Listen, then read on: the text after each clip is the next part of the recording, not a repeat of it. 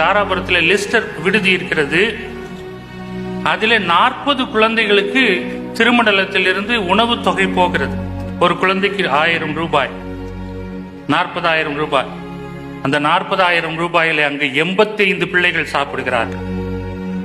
ஒவ்வொரு குழந்தையும் 500 ரூபாயில 30 நாள் சாப்பிடுகிறது.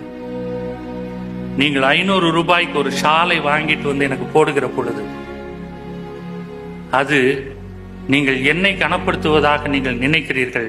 ஆனால் அது என் கரிசனையை கனவீனப்படுத்துவதாக நான் நினைக்கிறேன். ஒரு வீட்டினுடைய ஹவுஸ் ஹோல்ட், ஒரு கர்த்தருடைய வீட்டின் பணியாளாக இருக்கிற நான் எல்லோருக்கும் உணவு கிடைக்க வேண்டும் என்பதை நான் நினைக்கிறேன்.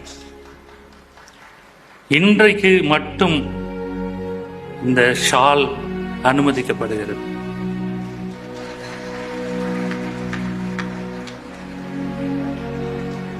நாளைய தினத்திலிருந்து இந்த ஷால் தடை செய்யப்படுகிறது.